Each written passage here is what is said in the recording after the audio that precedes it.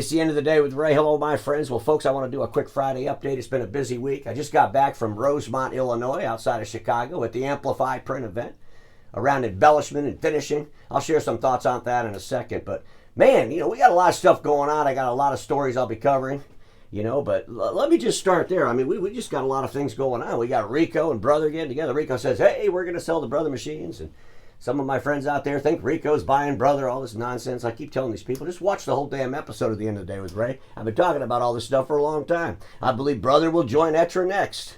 Right now, because Ricoh, they didn't bother to develop any kind of A4 strategy. They had to reach out to Brother and say, can we please use yours? It's just amazing to me, some of these OEMs. I think Konica built the same way. Sit on your hands, don't do anything about where the industry's going. And then when it's too late because the industry passed you, see if you can figure out how you're going to get there. Oh, let's go to Brother and sell their MFPs. Holy smokes. I think this is a failure on Ricoh's part. It's great for Brother, but an absolute recognition of a big failure on Ricoh's part not to develop equipment they need for where the customer's going. And folks, at the end of the day, what Ricoh? Running around Europe buying up IT services companies. And, we know that's not really going very well for them, is it? I'm thinking they should have spent all that money trying to figure out how to come up with their own A4. But stick around, that'll be a whole episode on that. We got Wells Fargo. This is an interesting story, folks. Wells Fargo, got the reins taken off them. They got in some trouble. They had some, conditions put on them around how they could grow. Well, all those conditions are not on them anymore. So I'm going to predict here today that Wells Fargo will, in fact, buy GreatAmerica. I'm going to do an episode on that and share why I believe that to be true. But I'm thinking that's what's going to happen, folks. It's time for GreatAmerica basically just to get gobbled up. Remember the big lawsuit they had with the ex-president? A lot of things going on dysfunctionally there at GreatAmerica. And I believe they're ripe.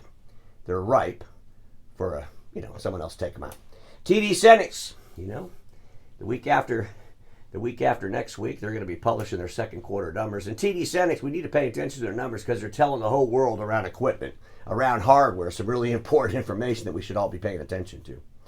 And then, folks, on Tuesday, I'm heading out to the desert. I'm going to the BTA meeting. It's going to be so exciting to be able to go to the desert meeting. A desert meeting that I will not be met by a mall cop telling me I'm not allowed to be there. It's going to be so exciting. I'm looking forward to seeing all my friends. Maybe some frenemies will be there. We can have a drink, talk about things. But, folks, I'm looking forward to it. I'm looking forward to the BTA National. Adam Gregory and the board at the BTA put on a great show. They're anticipating, greatness from that show, and I think they're probably going to get what they anticipate. But folks, let's talk about this Amplify thing. I got to see my friends at Sharp. I got to do this. I got to throw Sharp some kind of I probably should give them an award or something for this because I think the Sharp booth was one of the biggest ones there. They were dressed to play, So if I speak dressed to play, I got to be honest with you. Somebody reached out to me and they said, hey, Ray, I'm looking at the people in the Sharp booth and they don't have their shirt tucked in. And I'm thinking, okay, well, that's not that big a deal. And I replied back, I haven't tucked my shirt in like 10 years. And by the way, one of the fastest growing shirt companies is the shirt company called Untucked. So I just want to tell all those people that are confused because Sharp's in their booths with their shirts untucked. They're untucked shirts. That's what they're made for. And this is good because our industry, let's be honest, there's a lot of older people in the industry. And when you get older, you kind of get a belly, right? And the reason I don't tuck my shirt in is because, I look a little thinner with it without the shirt tucked in. If I tuck the shirt in, it's going to be, you know what it looks like, right? Anyway, untucked shirt's not a big deal in the year 2025. But the event was interesting. Embellishment. I talked to my friends at Tactiful, and their software's phenomenal. There's folks that are trying to bring into the marketplace things that will help embellish print. Give us ways to finish a printed product in ways that were once unimaginable. And that's what Amplify was all about. And folks, we can argue all day long about business print. And if your argument around business print is that it's growing, I'm going to tell you you're a blind fool. It's not growing, okay? Business print is declining rapidly. By the way, I just recently reached out to a friend of mine that does a lot of IT services, and banks are a big part of his portfolio.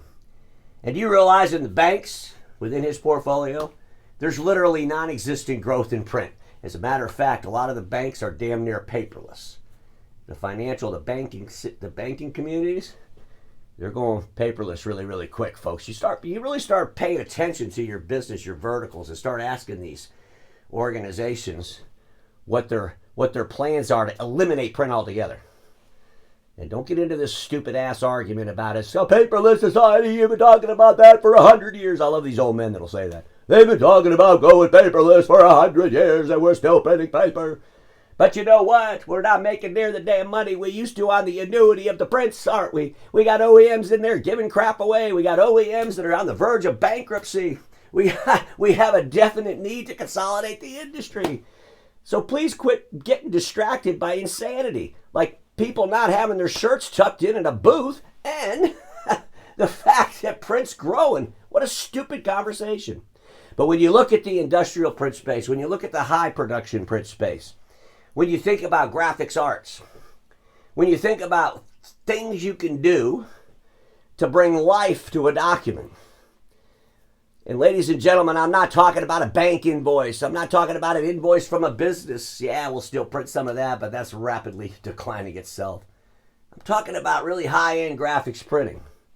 And now I want to share some thoughts around the Amplify event that people might not like. Where the hell's the young people? What are you people doing? I walk around this thing and I'm like, oh my God, I felt like I was at a senior center. Really? I mean, there was a couple of young people there, but I thought they were there visiting all their grandparents. This thing was held in Chicago, and I think that we should have went to the colleges, and we should have went to those graphics arts departments. We should have talked to those deans, and we should have said we need 50, 60, 100 of your students to come to the show. And they could have came to the show, and they could have came to the booth, and you could explain to them what you're doing to modernize graphics arts in print. And maybe these folks would have told you some things that could help you. Maybe these folks would have told you some things that would scare the living crap out of you, which is what I believe they would have told you. But it's through those conversations that we actually deliver the future to the present. Amplify, don't be like Ricoh. Think about it. Hanging around, doing the same old things. Don't diversify your print portfolio around hardware. Don't pick up an A4 line, wait till it's a disaster, and then reach out and say, brother, help us. Our industry needs to go to the future. And the closest way for our industry to go to the future is go to the young people. Because they are the future.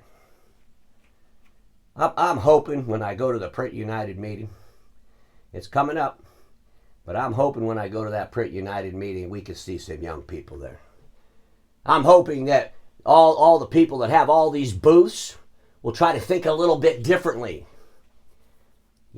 Let's bring some modernization to today's exhibitions.